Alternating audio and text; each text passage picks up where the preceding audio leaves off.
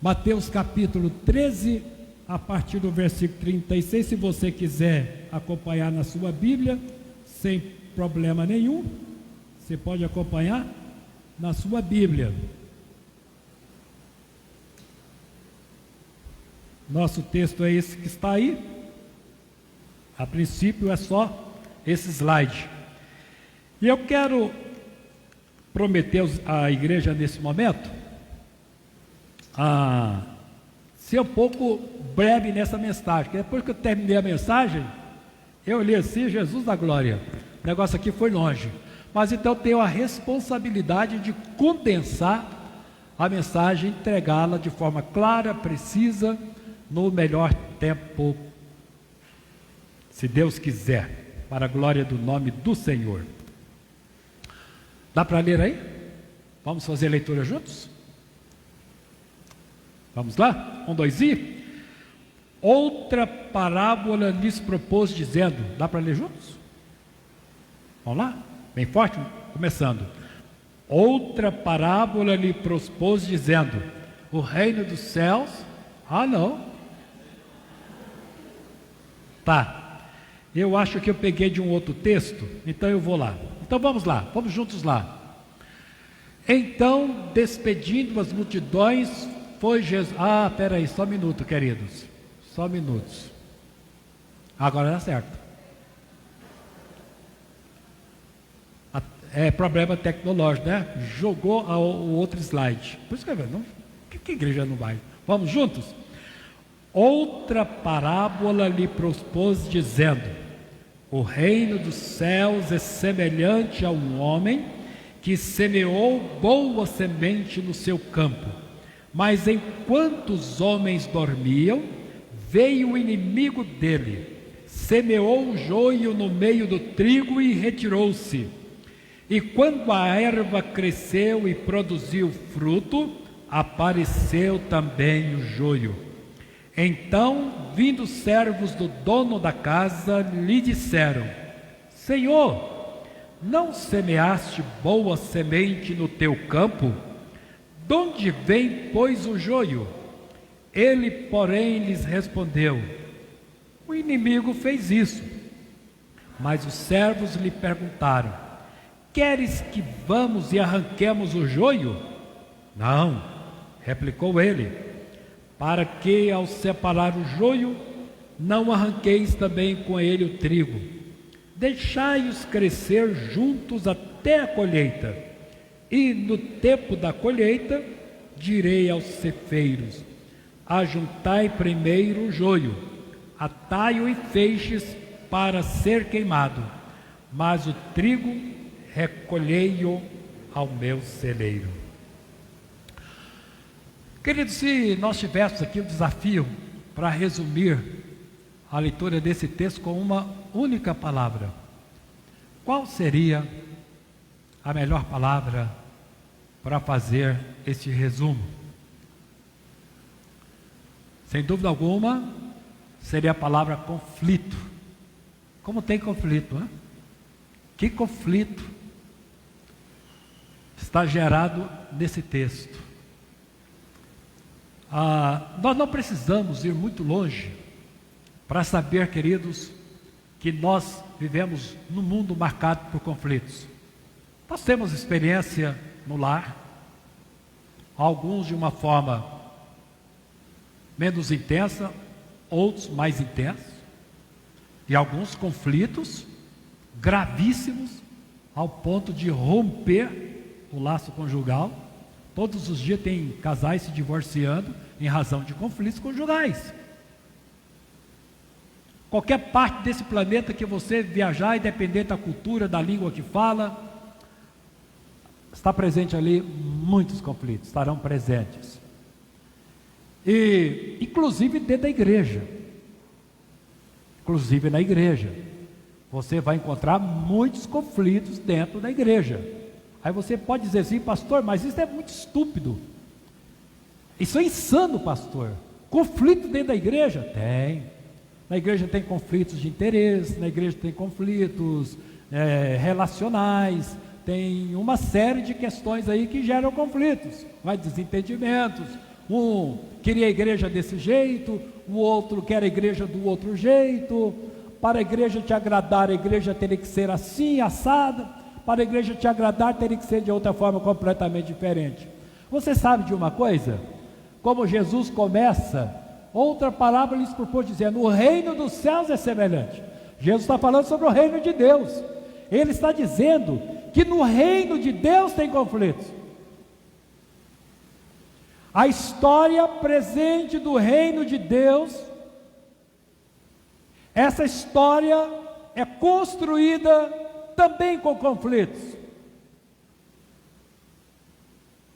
E nós podemos dizer: eu acho que está tudo errado, pastor, porque se tem um lugar para não existir conflito, seria o reino de Deus, porque o reino de Deus é paz, o reino de Deus é amor, e você que não veio à escola bíblica dominical, tem que pedir perdão a Deus, porque você jogou fora uma linda oportunidade, com uma bela lição, e o tema foi sobre amor cristão, enriquecedor, gratificante, confortador. Mas Jesus está falando exatamente, queridos, sobre o reino de Deus.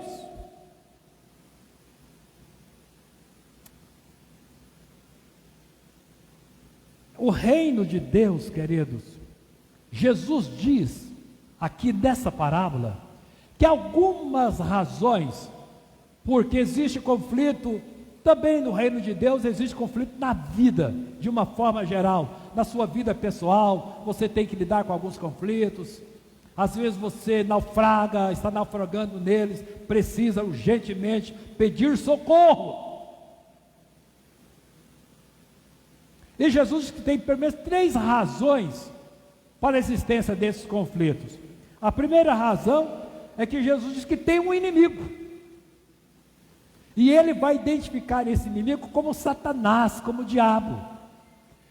O diabo, queridos, Satanás, os demônios são os fomentadores de todos os conflitos existentes. Você pode saber que Satanás, os demônios estão por detrás desses conflitos. Ele é o grande interessador, que o maior interesse é dele desses conflitos, porque ele sempre vai sair ganhando.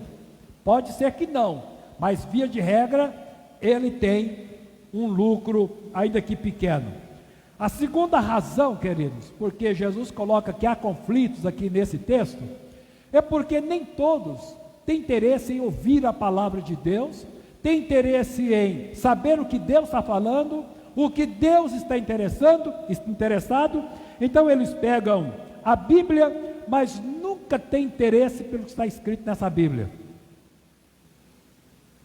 Eles até gostam da Bíblia, mas para praticar, trazer para a vida real o que esse livro ensina, nem todos têm interesse.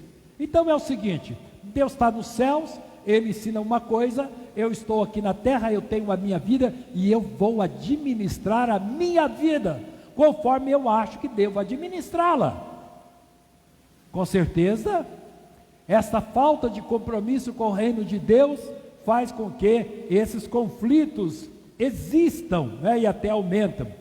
E por último, querido, é porque Jesus está dizendo aqui nessa parábola que joio e trigo andam juntos. Os dois convivem. Seria muito interessante se a gente tivesse um campo aqui para o trigo, e lá na Índia, no Japão, me perdoa os indianos e os japoneses, e lá colocasse o joio. Ou seja, vamos colocar o trigo no Ocidente e vamos colocar o joio no Oriente.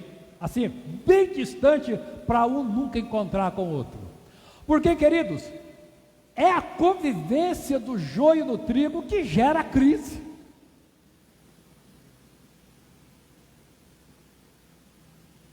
Pessoas com interesses diferentes, pessoas com culturas diferentes, com formação diferentes, com comportamentos diferentes, com ideias diferentes, estão sempre juntos, dormem na mesma cama, trabalham juntos, na escola um senta ao lado do outro, na igreja também.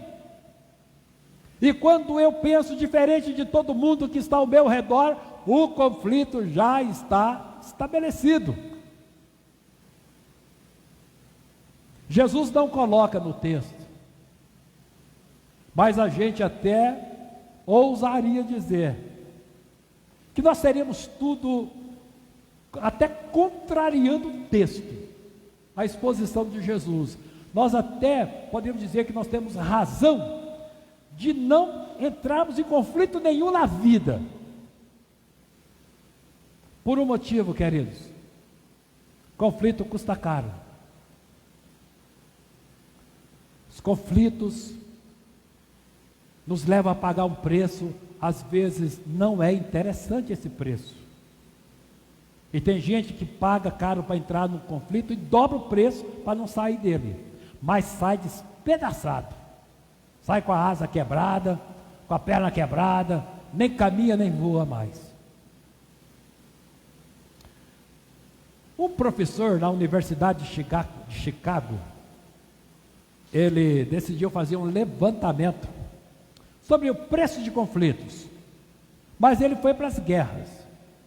Então ele fez um levantamento histórico aí, não sei qual foi o critério que ele usou, lá não fala, está na internet aí esse trabalho dele, não mostra exatamente o critério que ele usou para esse levantamento, mas ele chegou à conclusão que lá no Império Romano, para matar um soldado naquelas guerras romanas, custava ao Império Romano menos de $1 para matar um soldado inimigo.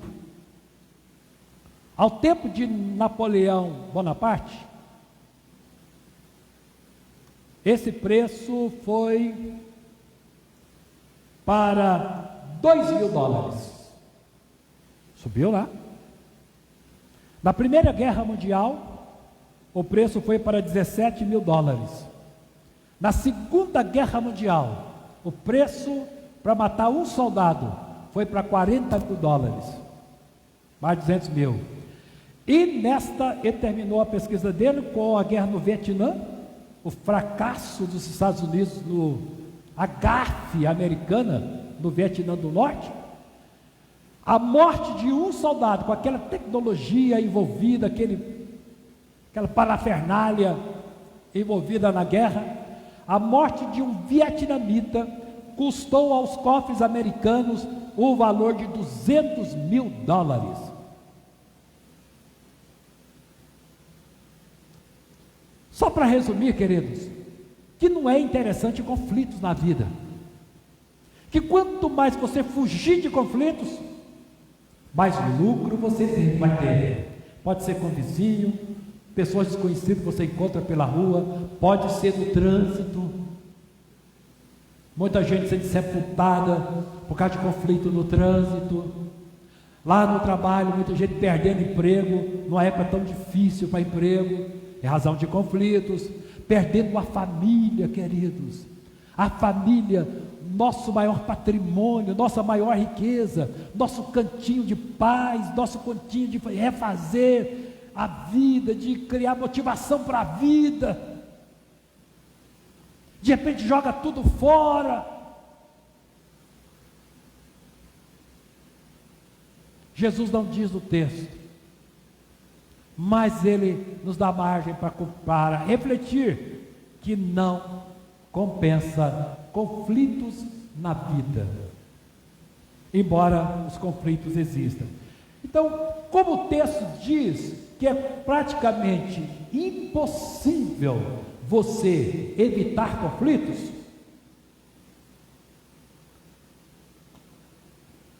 nós temos uma pergunta para fazer para o texto. O que a gente deve fazer para lidar com conflitos? O que você precisa ser, ou que você precisa efetivamente agir no dia a dia para você lidar com conflitos? Então a pergunta é o seguinte: se o texto está dizendo que é impossível a gente viver sem conflitos, pelas razões aqui enumeradas, as 3 razões postas por Jesus, colocadas por Cristo, se é impossível, você sabe lidar com conflitos? Você se sai bem no meio de conflitos? Você tem maturidade para lidar com conflitos? O que o texto vai nos ensinar?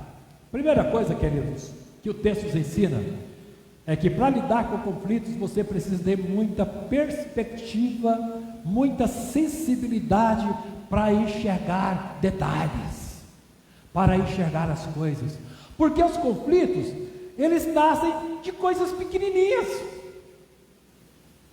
que a gente não percebe, de repente essa coisa avoluma, cresce e está nos engolindo. Uma palavra, um gesto, um olhar, uma indiferença, um silêncio, qualquer coisa, por menor que seja, ela é suficiente para gerar conflitos.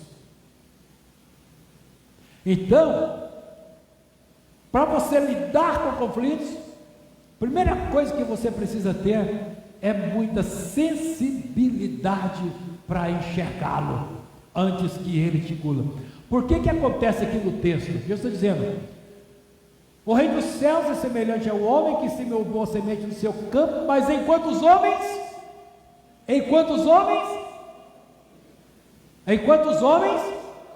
dormiam, no momento de sono, no momento que as pessoas estavam tranquilas, estavam alheias às coisas que estavam acontecendo ao redor, o inimigo chegou nessa hora. Esse inimigo, queridos, ele é inteligente. Esse inimigo, a presença dele é praticamente imperceptível se você não tiver unção de Deus para ver, para enxergar.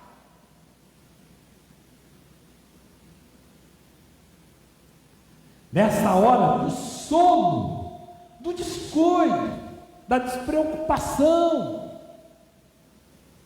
as coisas estão acontecendo, mas o seu coração está no outro mundo, você não está percebendo o que está acontecendo aqui ao seu lado.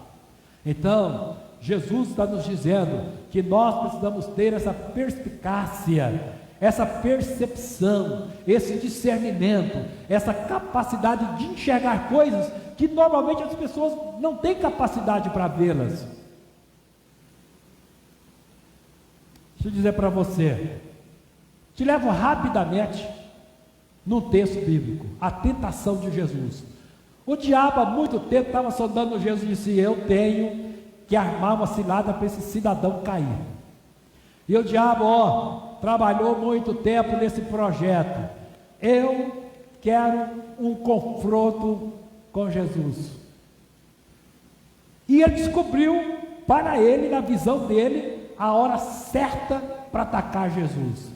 Quando Jesus terminou o jejum de 40 dias e 40 noites, ele disse: a hora é agora.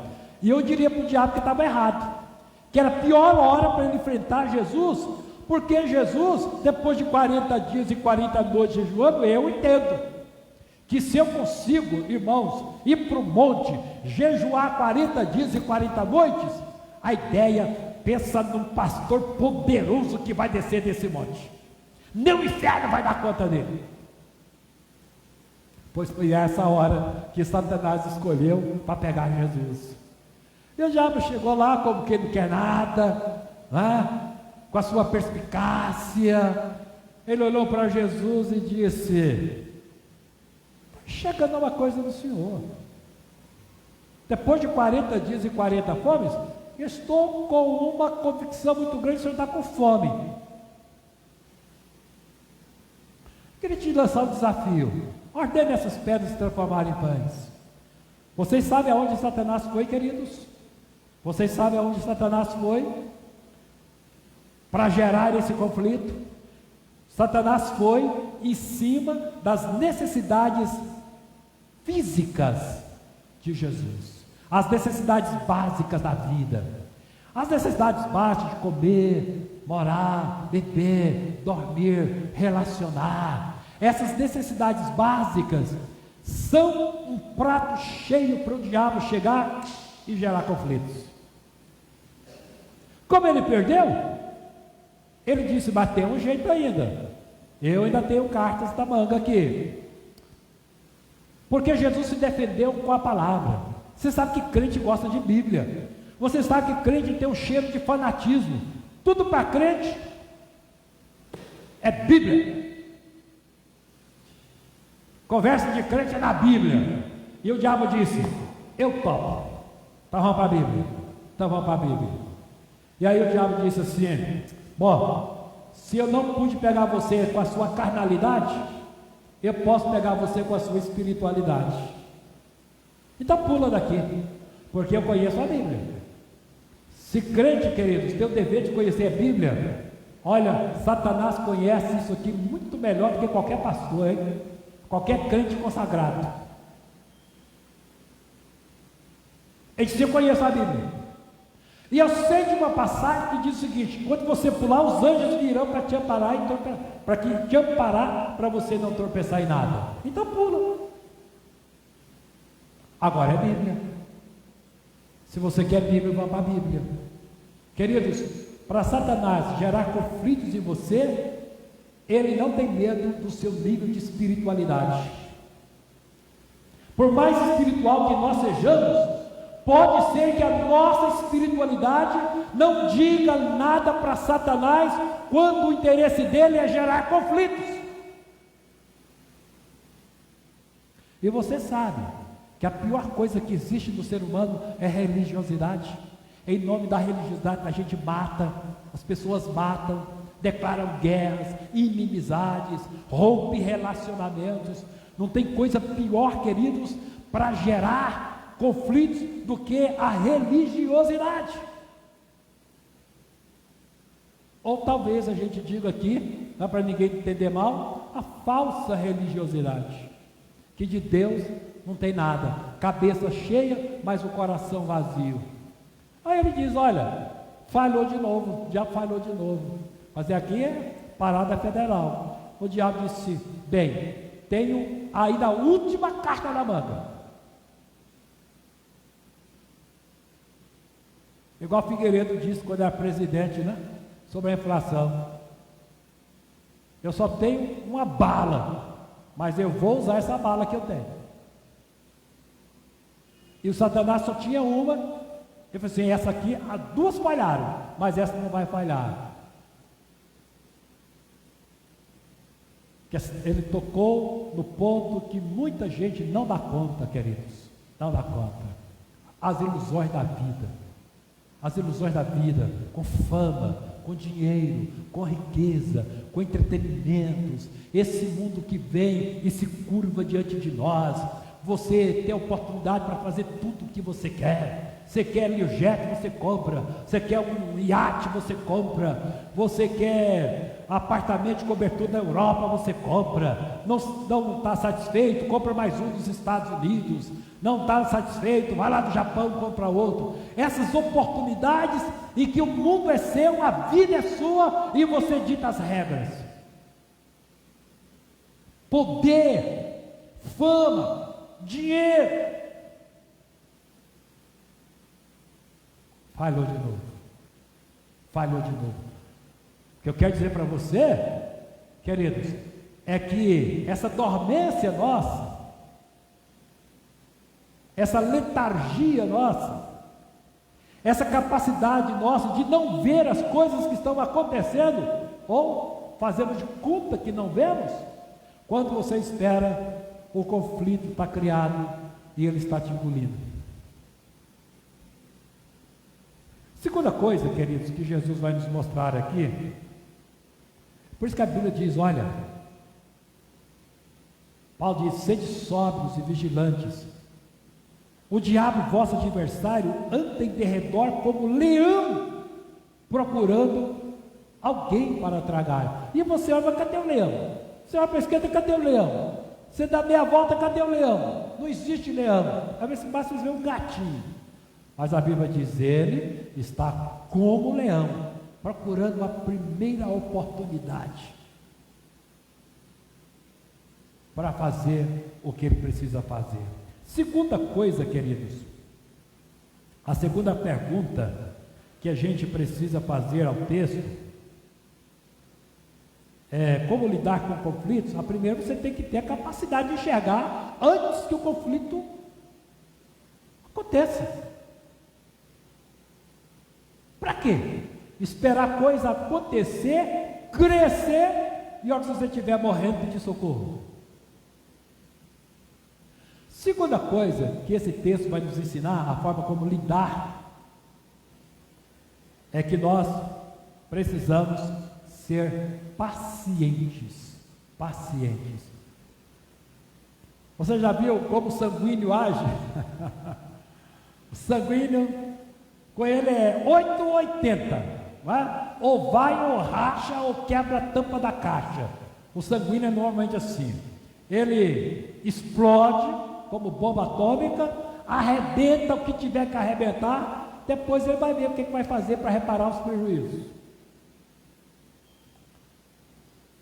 Deus está dizendo: calma, calma, meu irmão, calma, minha irmã, vá devagar, porque esse santo que você está carregando é de barro.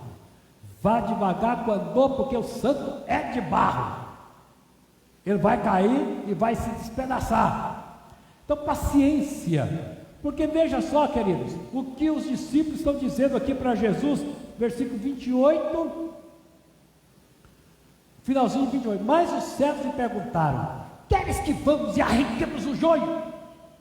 Não, replicou Jesus, para que ao separar o joio não arranqueis também com ele o trigo. Ele disse: não façam isso, não façam isso. Mas olha a prontidão dos discípulos: Senhor, esse negócio é conosco mesmo, não vai ficar aqui joio que não seja arrancado. Há uma pretensão muito grande em vocês, arrogância muito grande em vocês, porque, queridos, o joio é tão parecido com o trigo, que você vai arrancar muito trigo achando que está arrancando o joio. Eu disse: calma, calma, deixa os dois juntos, os dois vão crescerem juntos. Lá na frente a gente vai saber fazer a separação de um e do outro, mas por enquanto mantenham a sua calma, mantenham-se sob controle. E às vezes, queridos, sejam pacientes. Eu quero dizer uma coisa para vocês: às vezes é o que nós menos temos, é paciência diante da vida. O que nós menos temos é paciência com as pessoas que não nos agradam. O que nós menos temos é paciência com as coisas que nos aborrecem. E a gente quer resolver já, é agora, nada fica para depois. Olha a oração do salmista, do Salmo 40, versículo, todo mundo sabe de cor. Decorar Salmo 40, versículo, não é fácil. O desafio é trazer para a vida real.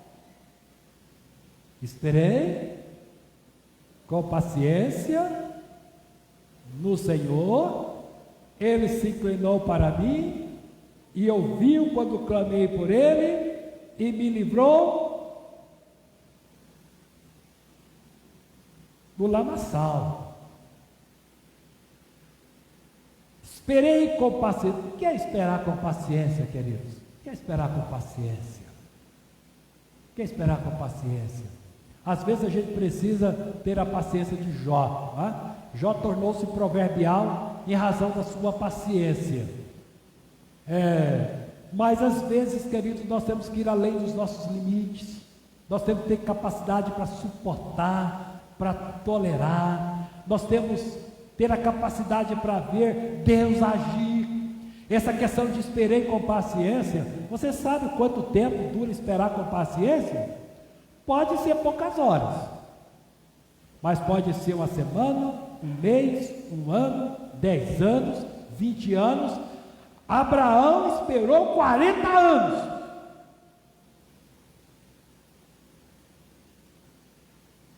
Depois que ele estava definhado, a esposa dele definhada, que perdeu a capacidade de sonhar.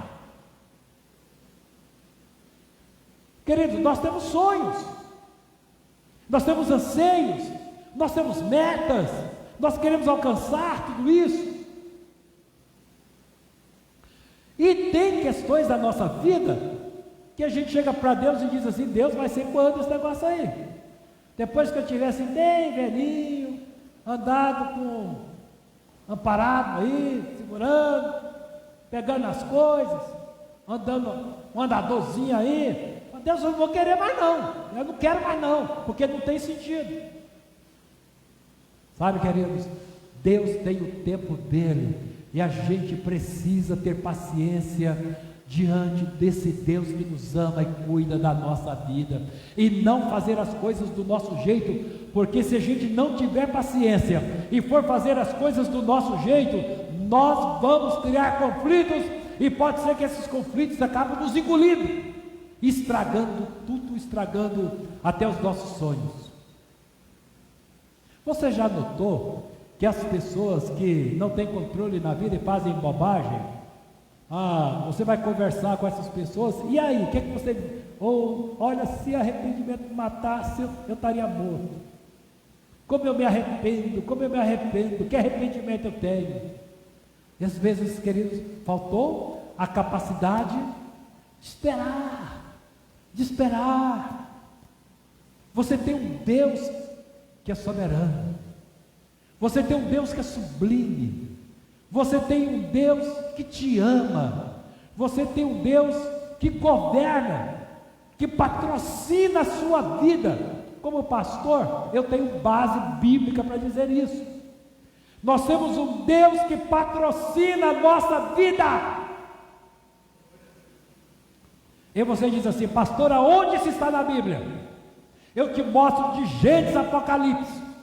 A doutrina chamada doutrina da providência. A doutrina da providência. O Deus que criou todas as coisas não criou para destruir, Deus criou para preservar. Quando Deus nos chamou para nos destruir, anular, aniquilar. Deus nos chamou para que o propósito dele se cumpra na nossa vida. Isso é a doutrina da providência de Deus, do governo de Deus. Seja paciente, meu querido irmão, e aprenda com o salmista: esperei com paciência no Senhor, mas ele se inclinou. Deus se inclinou quando eu clamei por ele, e ele ouviu a minha voz súplice, a minha voz de súplica. Deus ouviu essa súplica. Então, meus queridos, às vezes nós queremos fazer como discípulos. Quer saber de uma coisa? É verdade que aqui tem um investimento grande. Arei comprei um terreno, arei, adubei, corrigi o terreno, escolhi a melhor semente, plantei, e agora está cheio de joio. Eu vou passar o trator aqui, acabar com tudo. Eu disse: calma, queridos, tem determinados momentos que a melhor coisa para nós fazermos é não fazermos nada, porque a gente vai fazer errado. Não faça nada, você vai fazer errado, e vai arrepender depois.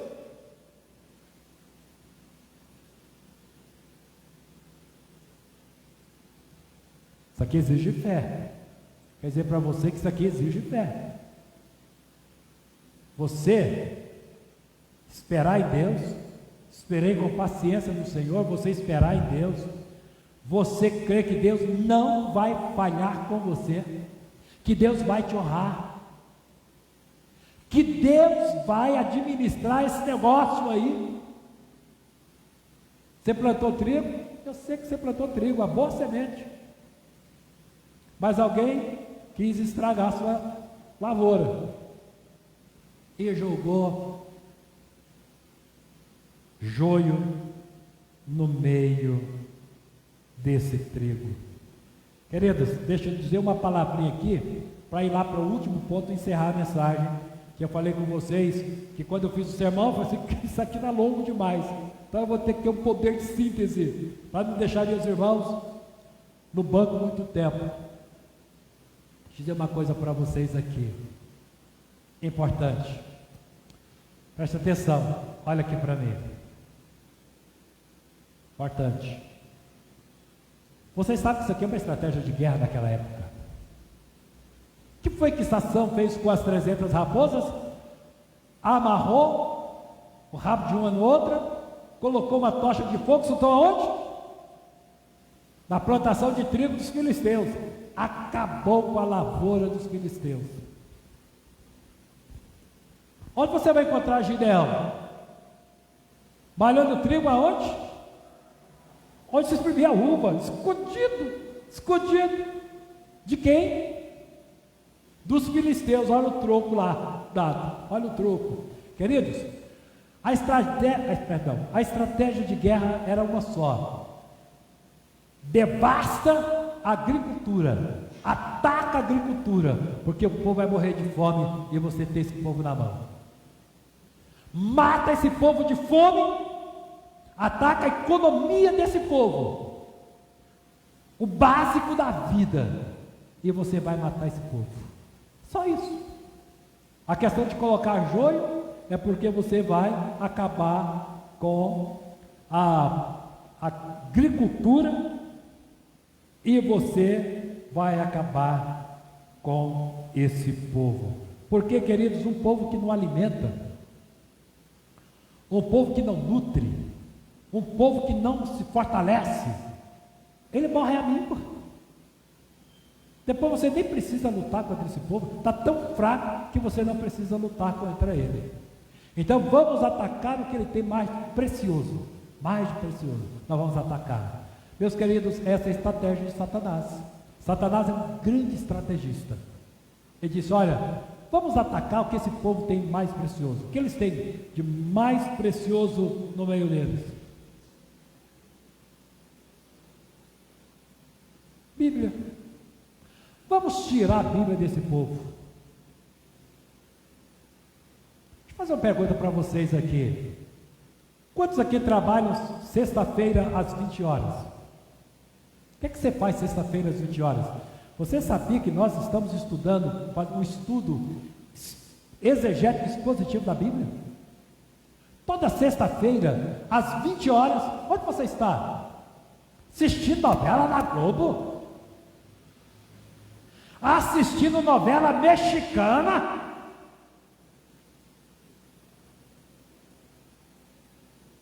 Navegando nas redes sociais?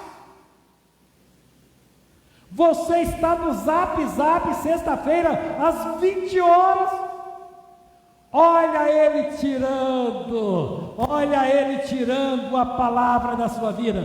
Pensa numa palavra enriquecedora. Não é porque eu estou pregando não, queridos, mas eu posso falar como Paulo, modéstia à parte. Eu busco no altar de Deus alimento sólido para vocês. Satanás está dizendo só isso: tira isso aqui deles, tira o alimento deles, tira a palavra deles. Eu quero ver se esse povo não vai minguar, não vai mirrar, essa fé vai mirrar, esse povo vai ficar desmotivado na fé, esse povo já está dando as costas para o Deus dele, porque não se alimenta da palavra. Estou falando para você aí, né? Com todo carinho, com todo amor, você que está nos vendo aqui pelo Facebook, nosso carinho para você, nosso amor para você, nosso coração bate por você. É isso, queridos. Vamos acabar com o alimento deles e deixar esse povo secar, porque a hora que a alma desse povo secar, eu quero ver a fé onde vai parar. Para terminar a mensagem, o último ponto: como lidar com conflitos? Você tem que se alimentar, né? E a última questão, queridos, é que nós precisamos colocar o foco no futuro sem perder o presente de vista. Porque, agora sim, agora eu vou trazer aquele slide que estava lá. Porque quando Jesus pediu as multidões, foi para casa, os discípulos, quando Jesus disse: explica-nos a parábola do joio do campo. O que semeia a boa palavra é a filha do homem, o campo é o mundo, a boa semente são os filhos do reino, o joio são os filhos do diabo, né? São os filhos malignos. O inimigo que semeou é o diabo, a ceifa é a consumação do século e os ceifeiros são os anjos. Como o joio é colhido e lançado no fogo, da mesma forma, no fim do mundo, o Filho do Homem mandará os seus anjos ajuntar o seu reino, todos os escândalos dos que praticam a iniquidade, lançarão da fornalha acesa, e ali haverá choro e ranger de dentes. Então, queridos, para fugir de muitos conflitos que não levam a nada, só a tragédias, o enfraquecimento da própria vida, está dizendo, coloque os seus olhos no futuro. Nós não podemos ser, queridos, imediatistas, entendeu? Porque muitos conflitos são resultados desse espírito imediatista nosso. Nós queremos resolver algumas coisas agora, e a sabedoria está dizendo, não faça nada agora, não faça, muitas coisas se resolvem por si mesmas. Aonde é que nós queremos chegar na vida, queridos? Qual o nosso foco na vida? O nosso foco na vida é o reino de Deus. O nosso foco na vida é o reino de Deus. Tudo aqui passa, queridos, rapidamente a vida passa, mas nós queremos chegar lá.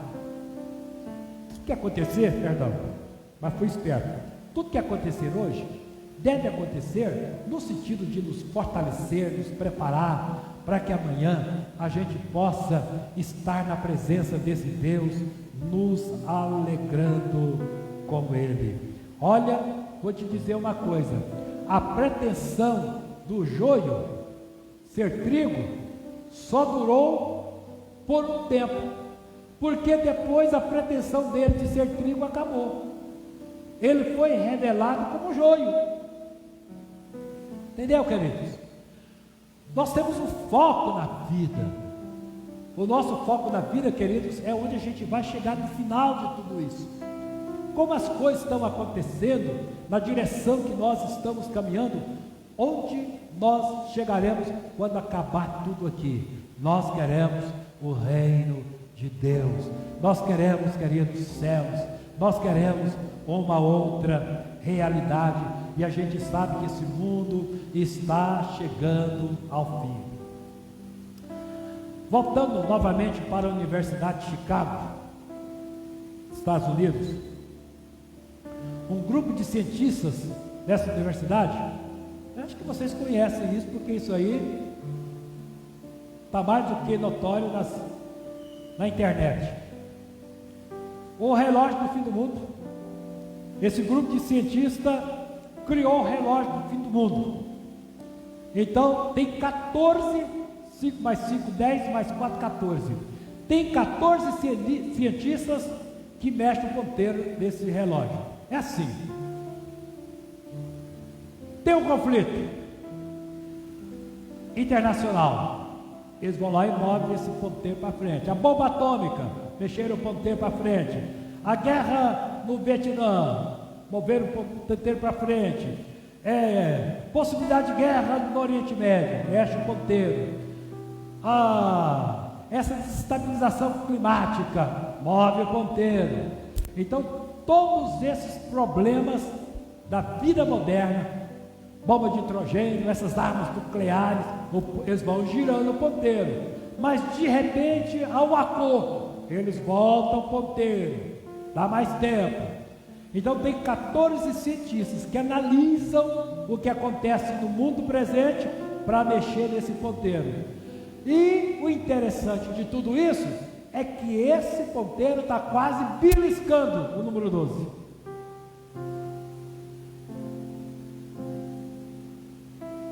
Está acabando, queridos.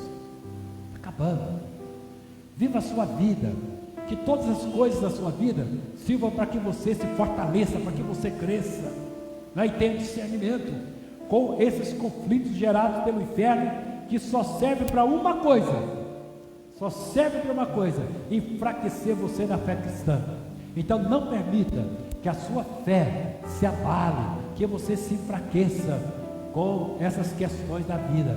Aprenda primeiro a ter discernimento, como Jesus nos diz, essa percepção espiritual, em primeiro lugar. Em segundo lugar, você aprenda a ser paciente, a ser tolerante, não agir por impulso, e em terceiro lugar, em último lugar, você precisa focar mais o seu futuro do que o seu presente. Às vezes não basta a coragem de um Sansão para lutar. Pode ser que essa luta não leve Sansão a lugar nenhum, como de fato aconteceu. Então muitas vezes essa força nossa, em vez de ajudar, às vezes atrapalha. E o pior de tudo é como Jesus termina esta parábola. Ali haverá o quê? Choro e ranger de dentes. A gente pode chorar hoje, queridos. A gente pode até ser afligido hoje, mas lá na eternidade nós não queremos choro, nós não queremos ranger de dentes. Lá na eternidade nós queremos uma outra realidade. E para a gente viver a outra realidade, a gente precisa saber viver a vida presente. E antes que eu quebre o meu controle, eu vou tirar o meu controle e guardá-lo. Eu quero nesse momento orar com você. Quero que a igreja fique em pé nesse instante. Eu queria pregar menos, mas pastor é assim. Pastor se empolga e acaba pregando mais do que ele gostaria de falar. Como está a sua vida? Como está seu dia a dia? Como estão suas emoções? Como está a sua fé? Como está a sua dependência de Deus? Eu quero orar por você neste momento. Eu quero ministrar sobre o seu coração nesta hora. Coloque a sua mão no seu coração. Coloque a mão no seu coração. Eu quero te abençoar. E querido, seja sábio. Seja sábio. Não faça da sua vida um cenário. Não faça da sua vida, por onde você andar, um cenário de conflitos, porque pode ser que eles enfraqueçam a sua fé. Eu quero te abençoar. Pai, nós te louvamos pelos ensinamentos sagrados da tua palavra. Nós te louvamos, te exaltamos, Senhor, pelos ensinamentos que nela temos. Que nós sejamos diligentes, que nós sejamos sábios, que nós sejamos, ó Deus, e tenhamos capacidade para visualizar o que normalmente não pode ser visualizado. Que nós possamos viver mais na dependência do Senhor, na direção do Teu Espírito Santo. Que tudo na vida, Pai, venha fortalecer a Tua igreja na fé. Que nada venha bater, ó Deus, o seu ânimo, nem tirá-la do foco maior, que é servir a Ti, mas que a Tua igreja, cada dia, aprenda a viver na Tua dependência, aprenda, ó Deus, a viver lutando e sendo mais do que vencedora nesta guerra espiritual. Nós abençoamos os Teus servos e as Tuas servas, cada lar aqui representado, por onde eles andam, no trabalho, ó Deus, que o Senhor guarde do maligno, guarde de todo mal, no nome precioso de Jesus.